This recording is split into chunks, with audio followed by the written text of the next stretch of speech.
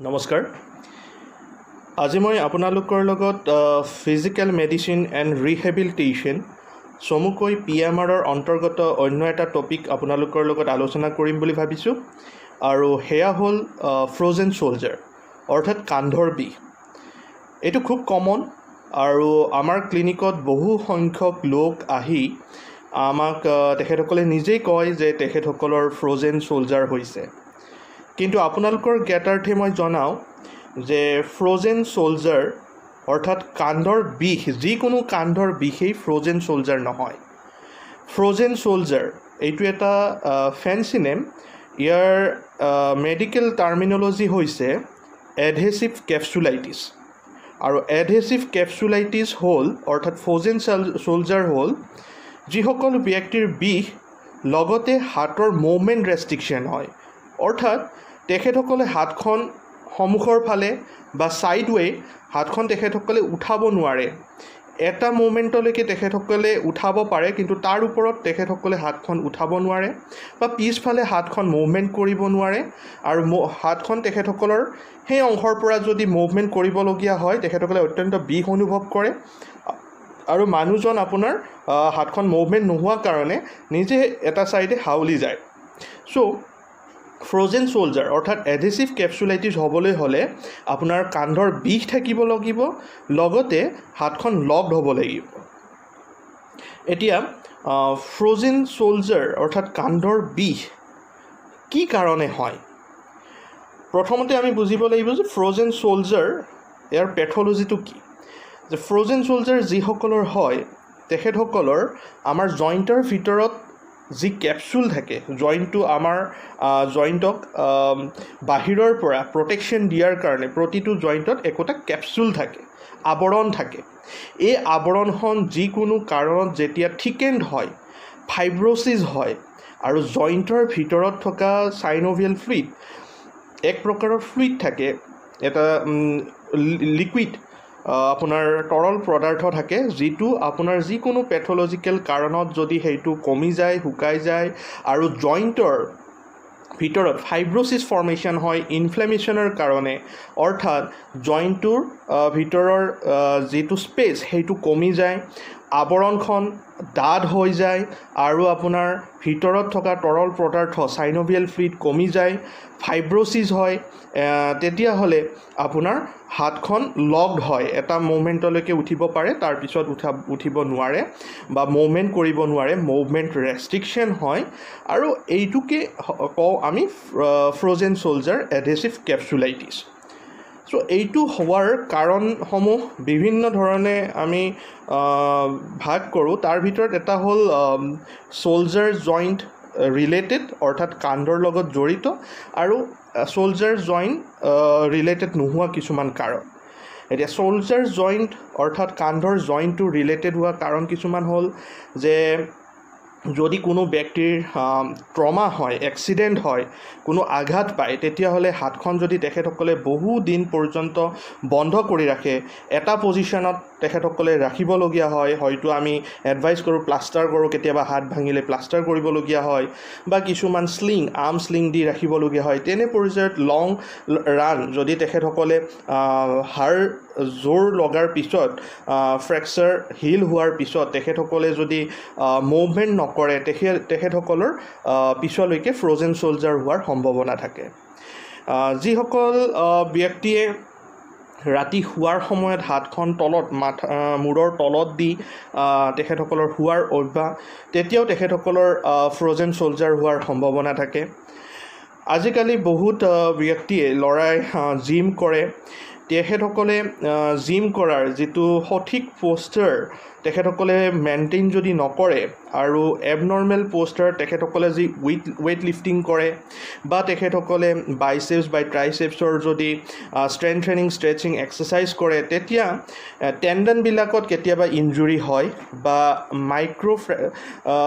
Tier হ'ব পাৰে মঙহত। তেতিয়া তেখেতসকলে বিষ যেতিয়া অনুভৱ কৰে তেখেতসকলে মুভমেণ্ট ৰেষ্ট্ৰিকশ্যন কৰে তেখেতসকলে পিছলৈকে ৰেঞ্জ অফ মোশ্যন যিখিনি কৰিব লাগে ৰেঞ্জ অফ মুভমেণ্ট যিখিনি কৰিব লাগে সেইখিনি নকৰে আৰু এই মাইক্ৰ' টিয়াৰ যদি ফ্ৰিকুৱেণ্টলি হৈ থাকে তেতিয়াহ'লে কেপচুলত ষ্ট্ৰেইন হয় ৰিপিটেড ষ্ট্ৰেইন আৰু ৰিপিটেড ষ্ট্ৰেইনৰ ফলত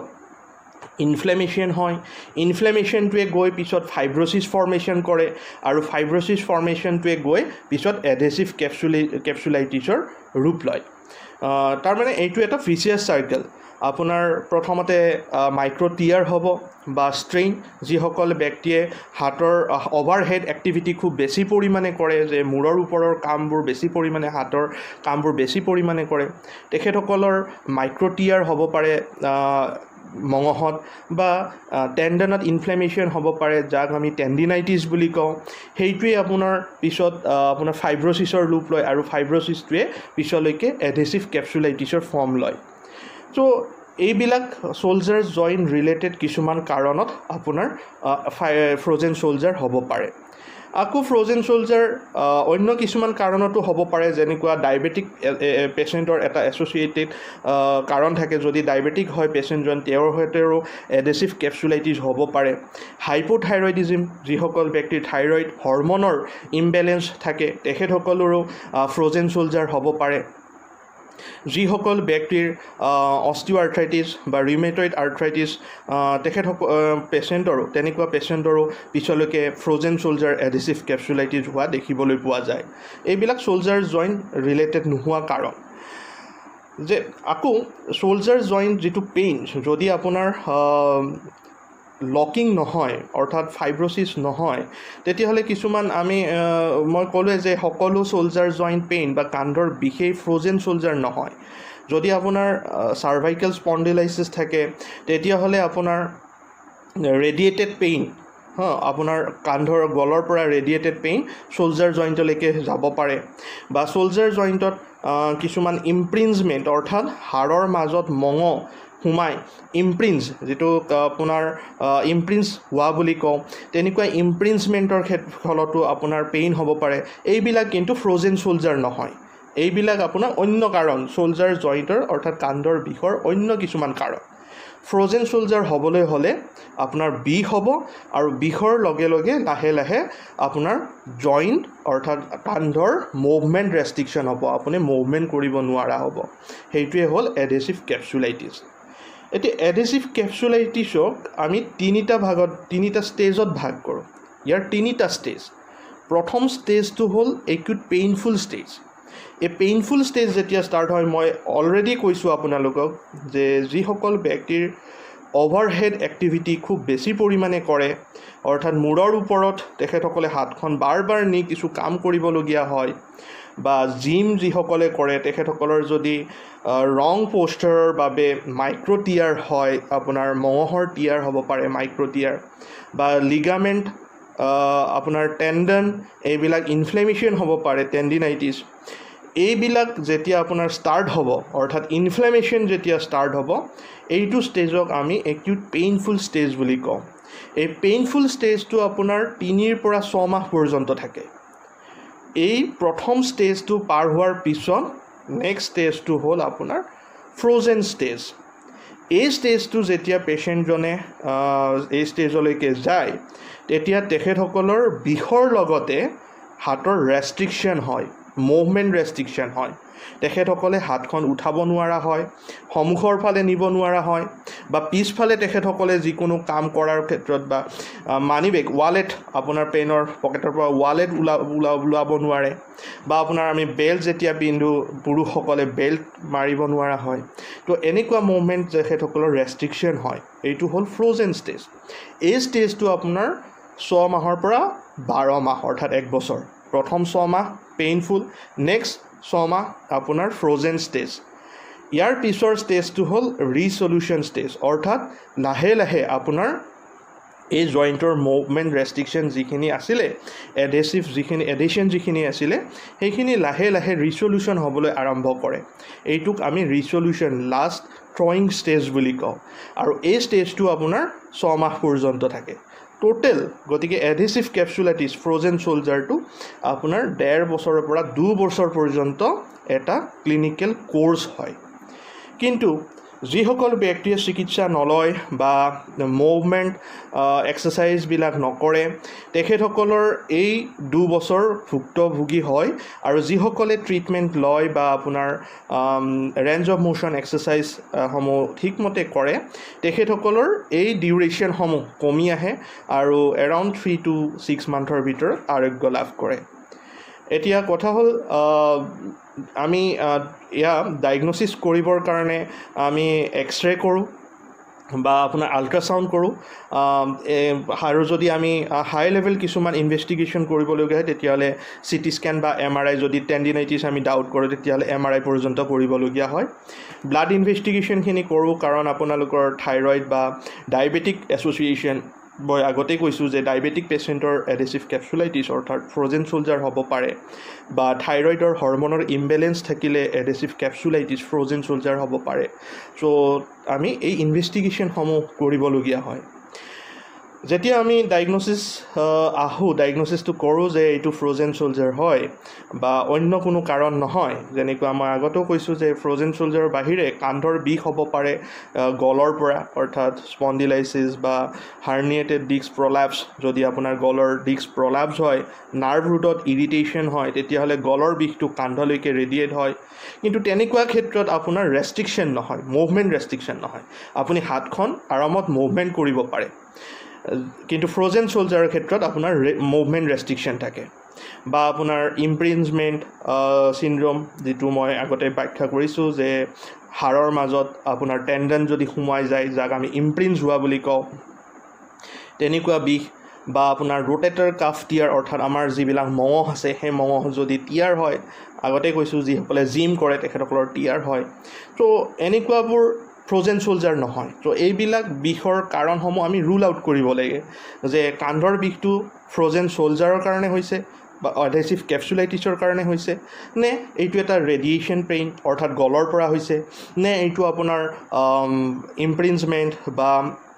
টেণ্ডিনাইটিছ বেচিপিটেল টেণ্ডিনাইটিছ বাইচেপছ যিডাল টেণ্ডন সেইটো যদি আপোনাৰ ইনফ্লেমেশ্যন হয় তেতিয়াহ'লে বেচিপিটেল টেণ্ডিনাইটিছ এইখিনি হৈছে নেকি আমি ৰুল আউট কৰিব লাগে যিখিনি আমি ইনভেষ্টিগেশ্যন লগতে এক্সামিনেশ্যনৰ পৰা গম পাওঁ কিছুমানৰ আকৌ হাৰ্টত যদি আপোনাৰ প্ৰব্লেম থাকে তেতিয়াহ'লে হাৰ্টৰ পৰাও ৰেডিয়েশ্যন হয় পেইন শ্ব'ল্ডাৰ জইণ্টলৈকে চ' যিসকলৰ ইনফাৰ্ক্ট হয় মায়োকাৰ্ডিয়েল ইনফাৰ্কশ্যন তেখেতসকলৰ পেইন ৰেডিয়েট হয় শ্ব'ল্ডাৰৰ পৰা হাতলৈকে বিয়পি যায় গতিকে আমি কান্ধৰ বিষ হোৱা মাত্ৰেই যে ফ্ৰ'জেন শ্ব'ল্ডাৰ বা এডহেচিভ কেপচুলাইটিছ সেইটোতে আমি ধৰি থাকিব নালাগে আমি গোটেইখিনি হিষ্ট্ৰীৰ ফালৰ পৰা পেচেণ্টজনৰ হিষ্ট্ৰী যে তেখেতসকলে কিহত প্ৰব্লেম পাই আছে কেনেকৈ ষ্টাৰ্ট হ'ল কিমান দিনৰ পৰা এইটো হৈছে যেনেকৈ মই ভাগ কৰিলোঁ ষ্টেজ 1, 2, 3 কোনটো ষ্টেজত আছে ফ্ৰ'জেন শ্ব'ল্ডাৰ যদি হয় তেতিয়াহ'লে কোনটো ষ্টেজত আছে আমি উলিয়াব লাগে আৰু কাৰণ প্ৰতিটো ষ্টেজৰ কাৰণে ট্ৰিটমেণ্ট বেলেগ বেলেগ একিউট ইনফ্লেমেটৰী পেইনফুল ষ্টেজৰ কাৰণে আমাৰ ট্ৰিটমেণ্ট প্ৰট'কল বেলেগ আপোনাৰ যেতিয়া ফ্ৰ'জেন ষ্টেজ হয় ষ্টিফনেছ ছেকেণ্ড ষ্টেজ তেতিয়াৰ ট্ৰিটমেণ্ট বেলেগ আকৌ ৰিচলিউশ্যন যেতিয়া হয় তেতিয়া আমাৰ ট্ৰিটমেণ্ট বেলেগ হয় এতিয়া মই কিছুমান আপোনালোকক ক'ব বিচাৰিছে যিসকলৰ এনেকুৱা ফ্ৰ'জেন শ্ব'ল্ডাৰ বা এডহেচিভ কেপচুলাইটিছ হৈ আছে তেখেতসকলে নিশ্চয় ডক্টৰৰ পৰামৰ্শ ল'ব যিকোনো PMR স্পেচিয়েলিষ্টৰ কাষ চাপিব তেখেতসকলৰ পৰামৰ্শ ল'ব আৰু আমি তেখেতসকলক এই ইনভেষ্টিগেশ্যনসমূহ কৰাৰ পিছত যেতিয়া আমাৰ ডায়েগন'চিছ হয় তেতিয়া আমি তেখেতসকলৰ পেইন ৰিলিফৰ কাৰণে এই ট্ৰিটমেণ্ট যেতিয়া একিউট ষ্টেজত থাকে ষ্টেজ 1ত তেতিয়া আমাৰ মেইন এইমটো হ'ল পেইন ৰিডিউচ আমি পেইন ৰিডিউচ কৰিব লাগে যেতিয়া পেইন ৰিডিউচ হ'ব তেতিয়া তেখেতসকলে হাতখন অট'মেটিকেলি মুভমেণ্ট কৰিব পাৰিব পেইনৰ কাৰণে তেখেতসকলে ৰেষ্ট্ৰিকশ্যন কৰি ৰাখে মুভমেণ্টটো গতিকে আমাৰ প্ৰথম ষ্টেজত অলৱেজ আমি পেইন ৰিলিফৰ কাৰণে গুৰুত্ব দিওঁ আৰু পেইন ৰিলিফৰ কাৰণে আমি মেডিকেশ্যন দিওঁ লগতে আমি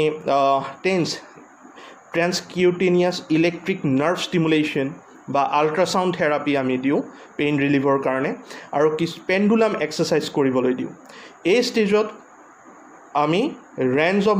ফুল ৰেঞ্জ অফ মোশ্যন এক্সাৰচাইজ কৰিব নিদিওঁ কাৰণ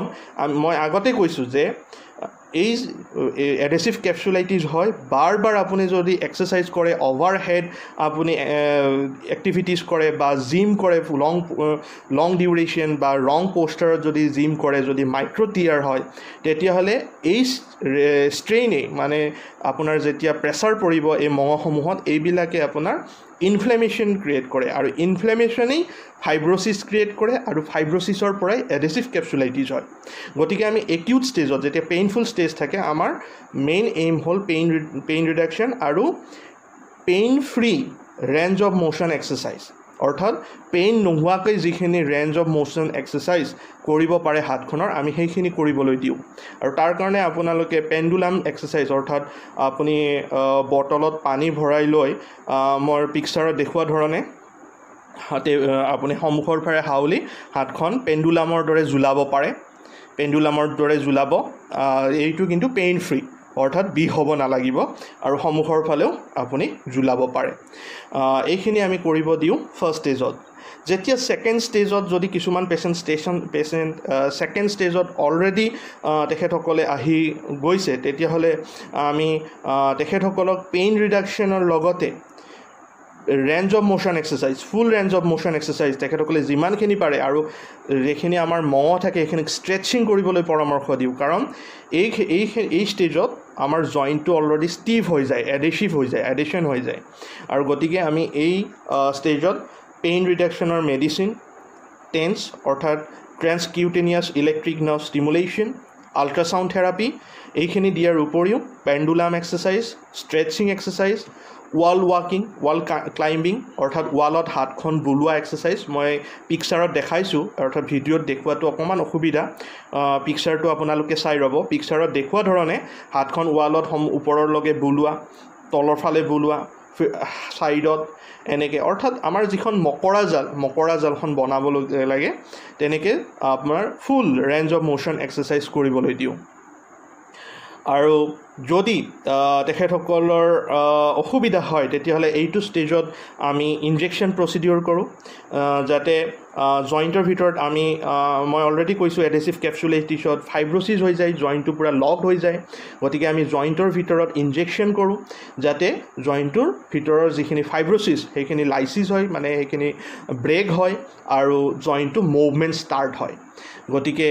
আমি ইনজেকশ্যন প্ৰচিডিউৰ কৰোঁ আৰু ইনজেকশ্যন প্ৰচিডিউৰ কৰিলে পেইনটো অকণমান ৰিডিউচ হয় আৰু আমি এই পেইন ৰিডিউচ পিৰিয়ডটোত আমি তেখেতসকলক খুব বেছি পৰিমাণে এক্সাৰচাইজ কৰিবলৈ দিওঁ মই বাৰ বাৰ এটা কথাই গুৰুত্ব দিম যে যিসকল ব্যক্তিৰ এডহেচিভ কেপচুলাইটিছ অৰ্থাৎ ফ্ৰ'জেন শ্ব'ল্ডাৰ আছে তেখেতসকলে বিষ অনুভৱ কৰিলেও যাতে এক্সাৰচাইজসমূহ কৰে কাৰণ ৰেঞ্জ অফ মোশ্যন এক্সাৰচাইজ যদি নকৰে তেতিয়াহ'লে তেখেতসকলৰ হাতখন এটা ষ্টেজত পূৰা লকড হৈ যাব আৰু তেখেতসকলে হাতখন কোনো পধ্যে উঠাব নোৱাৰিব অৰ্থাৎ মুভমেণ্ট ৰেষ্ট্ৰিকশ্যন হৈ থাকিব পূৰা জীৱনৰ কাৰণে যদি আমি এইখিনি সময়ত ৰেঞ্জ অফ মোশ্যন এক্সাৰচাইজ নকৰোঁ আৰু যিসকল ব্যক্তিৰ এইখিনি ট্ৰিটমেণ্ট কৰাৰ পাছতো পূৰা জইণ্ট মুভমেণ্ট এচিভ নকৰে তেখেতসকলক আমি আণ্ডাৰ জেনেৰেল এনাষ্টিচিয়া মেনিপুলেশ্যন কৰোঁ শ্ব'ল্ডাৰ জইণ্ট মেনিপুলেশ্যন এডেশ্যন লাইচিছ কৰিবলৈ চেষ্টা কৰোঁ আৰু নহ'লে আৰ্থ্ৰস্কপিকেলি অৰ্থাৎ ফুটা কৰি আমি কেমেৰাৰ সহায়ত ফুটা কৰি আমি জইণ্টৰ ভিতৰৰ যিবিলাক ফাইব্ৰ'চিছ আছে আপোনালোকে পিকচাৰত দেখিব পাব আমি কি ধৰণে আৰ্থ্ৰস্কপিকেলি কেমেৰাৰ মাধ্যমেৰে যিবিলাক আমাৰ ফাইব্ৰ'চিছ আছে যিবিলাক এডহেশ্যন আছে অৰ্থাৎ যিবিলাক ষ্টিকি পদাৰ্থ আছে আমি সেইবিলাক কাটি দিওঁ এডহেচিঅ'লাইচিছ কৰোঁ যাতে মুভমেণ্ট হয় জইণ্টৰ মুভমেণ্টটো আমি লাভ কৰিব পাৰোঁ গতিকে এইটো হ'ল আপোনাৰ ছেকেণ্ড ষ্টেজৰ ট্ৰিটমেণ্ট আৰু যিসকল থাৰ্ড ষ্টেজত আহে তেখেতসকলে অলৰেডি ৰিচলিউশ্যন ষ্টেজত আহে তেখেতসকলৰ মুভমেণ্ট অলৰেডি ষ্টাৰ্ট হ'বলৈ ধৰে আৰু পেইনসমূহ অট'মেটিকেলি কমি যায় আৰু তেনেকুৱা ষ্টেজত আমি তেখেতসকলক মাইল্ড পেইন কিলাৰ আৰু লগতে ফুল ৰেঞ্জ অফ মোশ্যন এক্সাৰচাইজসমূহ আমি দিওঁ গতিকে যিসকল ব্যক্তিৰ এনেকুৱা এডহেচিভ কেপচুলাইটিছ অৰ্থাৎ ফ্ৰ'জেন বেক শ্ব'ল্ডাৰৰ ৰোগত ভুগি আছে তেখেতসকলক মই এটাই অনুৰোধ কৰিম যে তেখেতসকলে যাতে ৰেঞ্জ অফ মোশ্যন এক্সাৰচাইজ মই আকৌ দেখুৱাইছোঁ ফটোত এই পিকচাৰত এনেকুৱা ৰেঞ্জ অফ মোশ্যন এক্সাৰচাইজ যিখিনি আমি দিওঁ প্ৰথমতে এই এক্সাৰচাইজসমূহ আমাৰ ক্লিনিকত আমাৰ ছুপাৰভিজনত কৰিব দিওঁ তেখেতক সঠিকভাৱে যাতে পোষ্টাৰসমূহ বুজি পায় আৰু তাৰপিছত তেখেতসকলে ঘৰত এনেকুৱা ধৰণে এক্সাৰচাইজসমূহ কৰিব লাগে আৰু এনেকুৱা ধৰণে যদি এক্সাৰচাইজ মেডিকেশ্যন তেখেতসকলে লয় নিশ্চয় এই ৰোগৰ পৰা আৰোগ্য লাভ কৰিব আশা কৰিছোঁ আপোনালোকে ফ্ৰ'জেন ছ'লজাৰ অৰ্থাৎ এডহেচিভ কেপচুলাইটিছৰ এটা থুলমূল আভাস পাইছে যদি ভাবিছে আপোনালোকে এই ভিডিঅ'টোৰ পৰা কিছু উপকৃত হৈছে তেতিয়াহ'লে এই ভিডিঅ'টো আপোনালোকে নিশ্চয় শ্বেয়াৰ কৰিব যাতে অন্য ব্যক্তিয়েও এডহেচিভ কেপচুলাইটিছ অৰ্থাৎ ফ্ৰ'জেন ছ'লজাৰ সম্পৰ্কে কিছু আভাস পায় আৰু মোৰ Facebook page rehab inability to mobility এই শীৰ্ষক পেজটো আপোনালোকে শ্বেয়াৰ কৰিব ফ'ল' কৰিব লাইক কৰিব যাতে ভৱিষ্যতে বিষ সম্পৰ্কীয় যিসমূহ ভিডিঅ' মই আপলোড কৰোঁ এই ভিডিঅ'সমূহ আপোনালোকে অতি সহজে চাব পাৰে ধন্যবাদ